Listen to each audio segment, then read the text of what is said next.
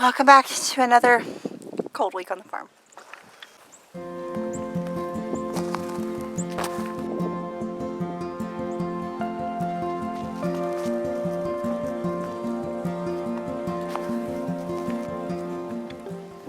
Got the cattle water going. Whew, it's snowing. They still have plenty of water, but it's always good to top it off. And on breakfast.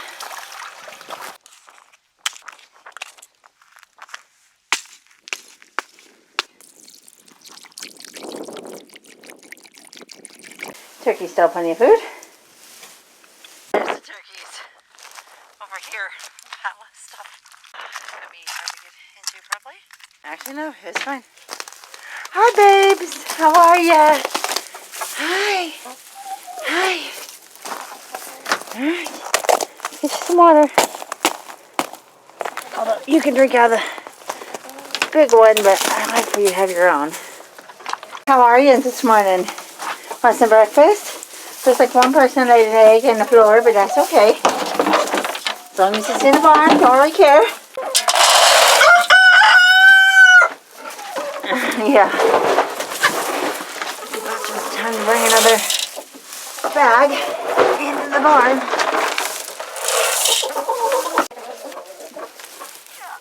It's not frozen. Okay. There you go. Drink your water. Enjoy your day. I'm going to pour the water on top of the ice on this one just because it's easier for them to drink out of because it's taller. They can get on that piece of wood, but there you go. It's going to freeze about the same anyway. It's so cold out here.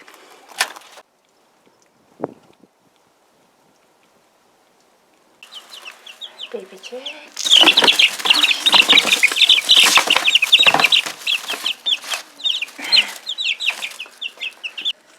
Cabbage.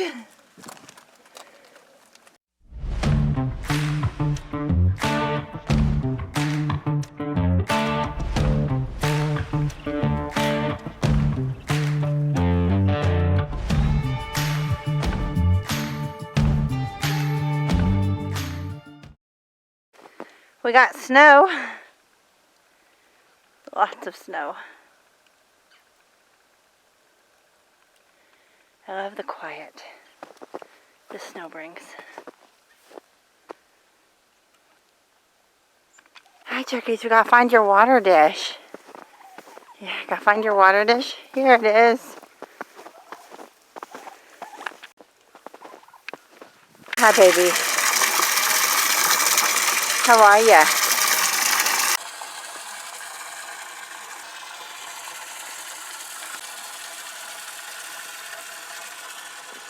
Her water bowl is in the snow. I'm coming, chickens.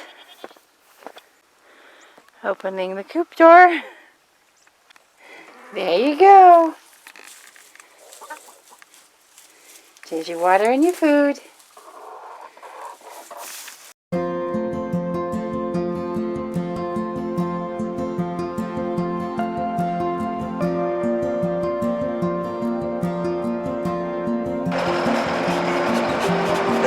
Pointed up the hill at least.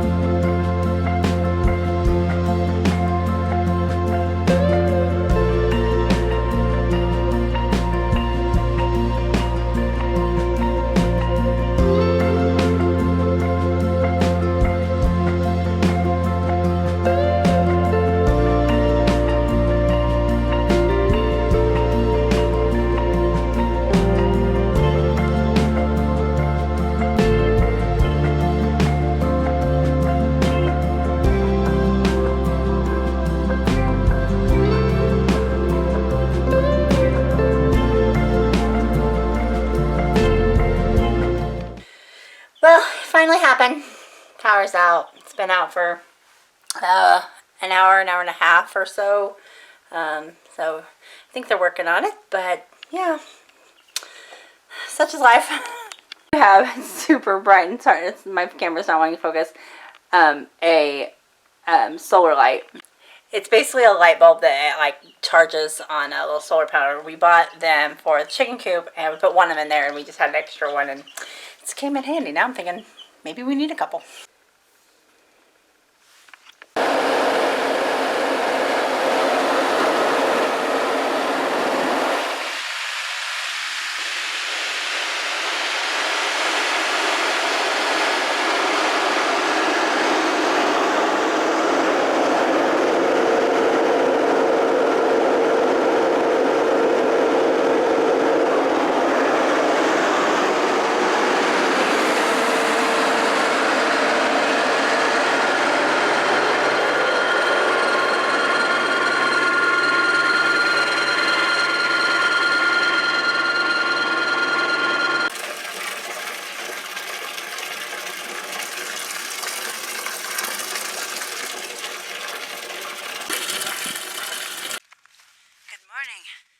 Hope you can see me. It's foggy out here, but the sun is trying to shine, so I can't really see my camera. So, another cold morning. We got things to talk about. Oh, it's pretty windy out here, so you might not be able to hear me. So, wait till we get out of the wind. Water, plenty of water. Good morning, chickens. How is everyone? You ready for breakfast? Okay. Spigot seems to be frozen, so I gotta go bring water. So yesterday, we ended up being out of power for about 7 hours. And it wasn't too bad. We have a generator and everything, but it is, you know, quite a bit to hook that up because we don't have it set up to where we can just put it to the pole. So basically, we are not preppers by any source of the word, as far as like doomsday preppers, you know, kind of go. But when it comes to a farm, when it comes to a homestead, there's a level of preparedness that you have to be, and we just weren't prepared. We weren't prepared, and there were some things. Again, we have a generator, we have some things, but with a homestead, it's not just about having, like, you know, food and water for you, but you have all of these animals. What's she doing, puppy? You need a bath so bad. She was playing. That depend on, and there goes the little cat. That depend on you for their livelihood. They depend on you for food and water, and we have a well, but you know that requires electricity and things. So it showed us where we would fall short if we were to happen to be in a long-standing emergency. You know, I think about people in North Carolina being without power for days, weeks, months. And, you know, if something like that happened here, if there was a major, you know, emergency of any kind, whether it be weather emergency, you know, tornadoes, earthquakes, you know, anything that would disrupt our power grid, there are some places that we really need to button up, you know, so that, you know, not just ourselves, but the animals and the farm here that depend on us would survive. We do have, you know, a pond that we could, you know, put the cattle in the field with the pond. We'd have to break the ice and things, but that's an option. But, you know, like, for the little small things, like, my incubator was on, and it was off for 7 hours, and the house got cold. Not too cold, but, you know, I don't know what effect that'll have on our hatch rate for these, this thing, you know, this, you know, round. And we have two, like, jump packs, one bigger jump pack that you could, like, jump start a car, but apparently that doesn't have, like, a regular plug-in. And so, you know, we have 1.5 million ways to charge a cell phone, and I can't plug in my incubator, you know, without getting out the big generator. And we actually did, at the end of the 7 hours, about 6 hours in, we got out the generator, and we were like, okay, we're going to have to heat the house up before before bedtime, just so we got, we got the tractor, got the generator and everything, and then literally like as soon as the house got warm again, the power came back on. So I don't know, it just shows us where we fall short. Our priorities would be enough electricity to power our well and to keep our freezers frozen, things like that. But then there's comfort of living things, and just things like the incubator and different things that we just don't want to have to completely rely on the power grid. We live pretty rurally. If there was a major event that affected like a large amount of people, we might not be the priority, and I totally understand that. I remember when I was I think it was when I was in high school or early adult, I don't remember exactly, but I remember a fairly large town near us, the biggest city, if you call it that, Springfield. They were without power we had an ice storm one year, and they were without power for like 2 weeks. I only remember this because of a situation where my aunt, she had a angelfish she'd had for like 15 years, and it died during the ice storm. But yeah, so there are some things that we want to kind of focus on this year to just make us, a little bit more prepared, so that, not only ourselves, but the animals that rely on us are not in any danger should such emergency happen, and when we don't have power for an extended period of time. There you go, baby quail. One of the things is, not just in the winter for heat and water for the animals and things, but it has me thinking about, in the middle of the summer in the garden, if we couldn't water and there wasn't enough water, having enough, to be able to do that. Just a lot of different, factors in, just being a little bit more self-sustaining.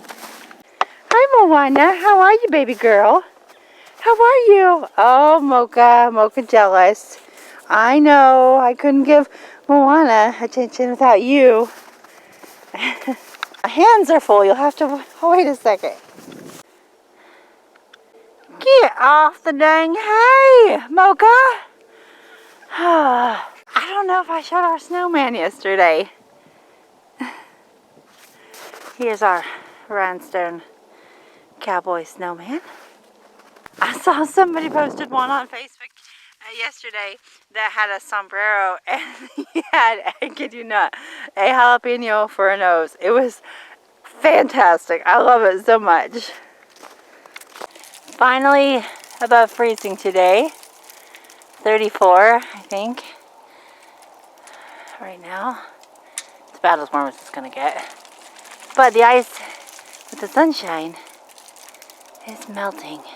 It's going to have a few days that it's going to be above freezing, I think.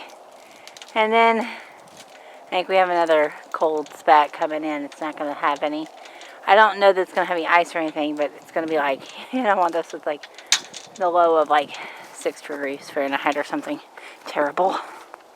The waters were a lot easier to do this morning though, because they weren't 100% frozen. So that means that with the warmer temperatures today, and it's just going to get, like I said, it's going to stay above freezing, we just have to water the animals once. That's fantastic. Because 3 times a day in the cold is, it's work, but it's worth it for the animals to have fresh water. But they are filled up, and they should be good all day long. What's she doing, farm dog? All the chickens have ventured outside like the first time in a week. Hi, the food cup is out there. Who did that, huh? Now go get it.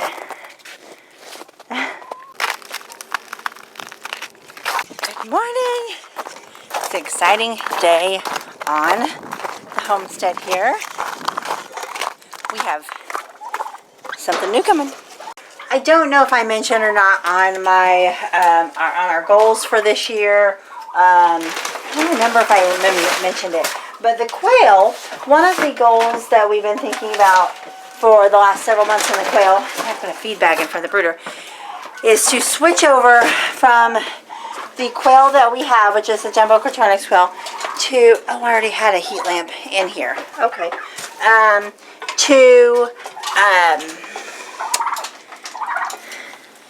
was trying to make sure I had a heat lamp in, to blue celadon quail, the one where the lay the blue eggs. So I've been looking for some and haven't been able to find some, and I just happened to run across a post. And anyway, today we're picking up our new quail. Good morning, turkeys. So adding the new quail, had to get a hoodie, means that we have a few things we need to do. That means that the baby chicks that are in the small brooder in the house need to come out to the outdoor brooder. It's fine. It's warm in there. And then we'll put the quail in for, they're 2 weeks old, but probably for another week or so, just till we get through this kind of really hard cold snap. I do have some eggs in the incubator, so yeah, just trying to figure it all out. Okay, I have had the heat lamp on for a couple hours now, I wanted to let it get nice and warm in there. I could even switch it out with the warmer one, but it's pretty warm in here. I need to get my thermometer to check and make sure what the temperature is, but yeah, it's pretty warm. Although it is pretty warm, I do think this bulb, I believe, is 125 watt, and the other one is a 250, and since this one is outside, I think I'll put it maybe out here so that it's just a little bit warmer. Okay, I switched that out. The red bulb that I have is a 250 watt bulb, so that is it's just a little bit warmer under there for the baby chicks, which will be good. Just so you know, I have these heat lamps secured with screws. They are not, you shouldn't ever hang. I see people hang them by the cords and stuff, and you shouldn't do that. And so anyway, they have screws on both sides secured this this heat lamp. So anyway, that is, oh yeah, that's nice and warm, not too hot. Okay, the baby chicks are ready to come to this brooder, and yeah, they'll be nice and warm in here in the barn. And then the only thing I'll say I want in the box, like little brooder in the house, I want to clean it out and put fresh bedding in it. I always do that in between hatches anyway, but especially when you're switching from chickens to quail, but it doesn't really matter. I always switch it out from between every time. So anyway, I haven't watered the cows yet this morning. They're angry about it. Y'all fibbing. You have plenty of water. You just want me over here. Spoiled. Okay, baby chicks are in there. We'll check on them in a couple hours just to make sure that they're not just like completely huddled down and underneath the light, but I think they're going to be fine. I do have, like I said, I've got a couple of thermometers. I think they're in the old brooder, so, but anyway, I'll have to find those. I'm going to go dump out and clean out this rocks for the baby quail.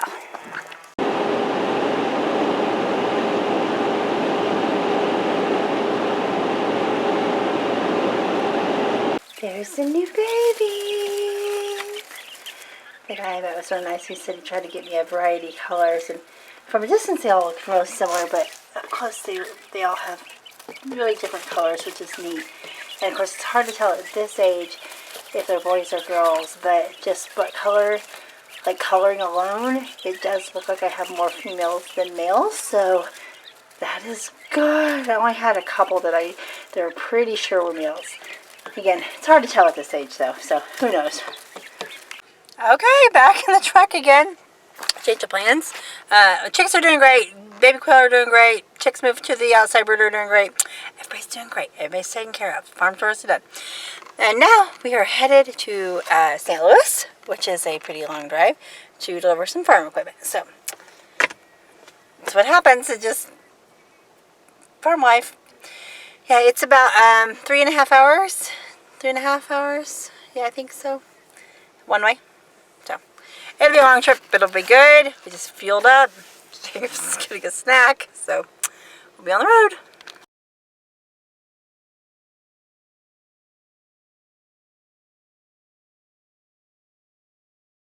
We always like to find little game stores to stop at, little mom and pop stores. Okay, so like I said, we like to stop at little mom and pop game stores. So, fun fact.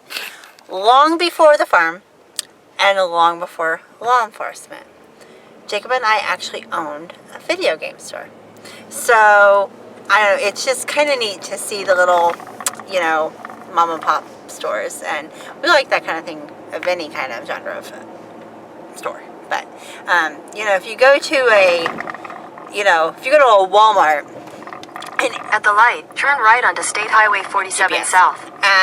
Or Target all over the United States, they're having basically the same thing. Like, they're all going to have the same things, but mom and pop stores are just, they're just a little different. They just have a little bit different things and a little decor and continue on State Highway 47. Stop number 2.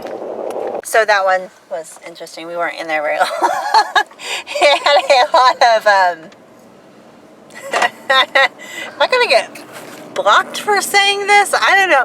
It had a lot of like stripper anime figures. Like, there's a lot of like a whole section. Anyway,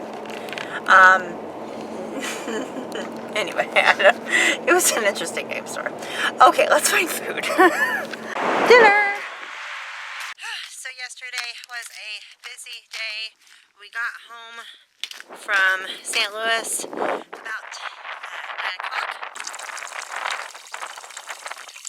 When we got back in, I told Jacob I was going to go out to the brooder and check on the new chicks, or the chicks that we had put into the brooder. And when I got there, the chicks were fine. Everything was good. But the cat was actually in the brooder having her babies. So that was not an ideal situation. So we moved the cat. The cat is fine. She has had 3 kittens and everybody's good. Now time to do regular farm chores. I waited a little bit this morning, trying to wait until it was 32 just to get everything be above freezing. Looks like we're going to need to feed hay today.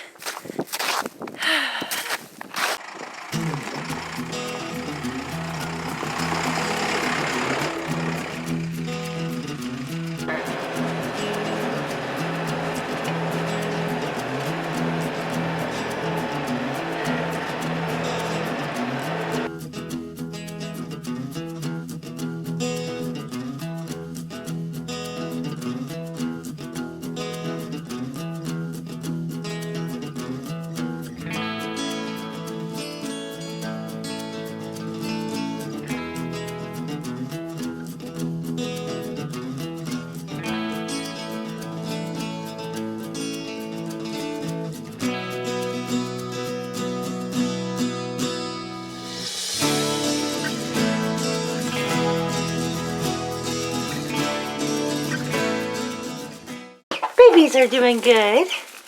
Some water. There you go, babies. Here's you some more water. You got food.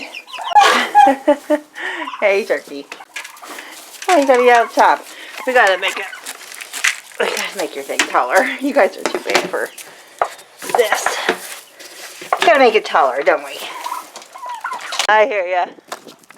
Morning, chickens. Good morning, chickens. Hello. What do we have there? A baby egg? Is that a fairy egg or a silky egg?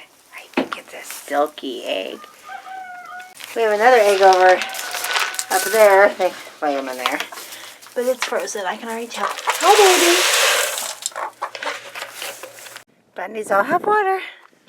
Thanks for watching this week. It's been a crazy week here on the ranch. We have had everything from a snowstorm, ice storm, power outage, to a trip to St. Louis.